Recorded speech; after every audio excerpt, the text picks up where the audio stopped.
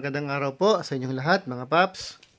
Ang video natin ngayon ay tungkol sa inyong gagastusin kung balak mo mag-install ng isang 2 kilowatts na hybrid off-grid na solar system na pwedeng-pwede sa inyong aircon, refrigerator, rice cooker, TV, at kung ano-ano pang appliances sa inyong bahay. Mga paps, ang hybrid off-grid nga pala na setup ay wala ng solar charge controller dahil magkasama na ang solar charge controller at inverter. Kung kaya, sa araw kapag maganda ang harvest, ay automatic na ang energy conversion at pwede nang magamit ang mga appliances na gusto mong paganahin habang nag-charge sa ating system. Ito nga palang gagamitin natin mga paps na hybrid off-grid na inverter ng One Solar ay tinatawag na toroidal type. Pag sinabing toroidal mga paps, ito yung klase ng inverter na friendly doon sa ating mga appliances na demotor. Tulad ng aircon, refrigerator, electric fan, at kung ano-ano pa na may pinapaganang motor. Pwede mo ring paganahin ng inyong power tools. Kayang-kaya. Ito nga po pala ang gagamitin nating mga materials.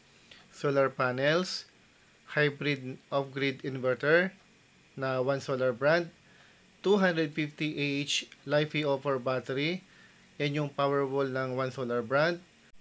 Solar accessories tulad ng railings, T-foot, mid-clamp, and clamp, ATS or automatic transfer switch, yung mga protective devices, yung AC and DC SPD, breakers, ano pa ba?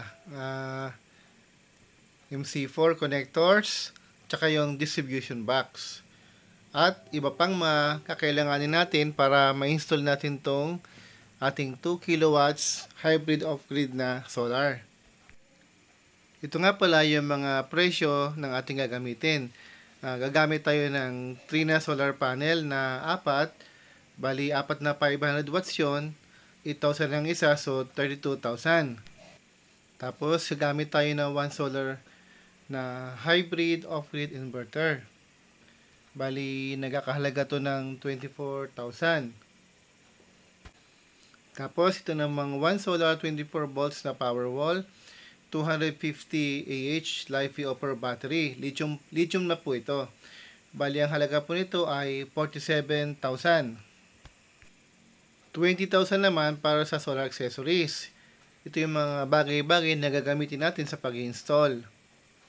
So pag kinompute mo to, ito yung materials para sa 2 kilowatts na hybrid off-grid na solar setup, ito ay aabot ng 123,000. Ito ay posible pang tumaas kasi wala pa rito yung transportation at kung ano-ano pang mga pwedeng magastos during ng paggawa ng setup. Kung kayo naman po ay magpapagawa na lang sa installer, ay posible na hingan kayo ng more or less 45,000 sa setup na ito. Kung gusto nyo naman na ipagawa na lang sa installer kasi mahirap dahil di nyo alam masyado yung mga gagawin, ay maghanda kayo ng mga more or less 45,000 para sa labor ng installation. So kung mag-DIY kayo, mas makakatipid kayo ng malaki. Mga paps, hanggang dito na lang po ang ating video. Sana ay kahit papano ay may natutunan kayo sa aking video. Huwag nyo na lang kalimutan mga paps mag-subscribe. Maraming salamat po sa inyong panonood.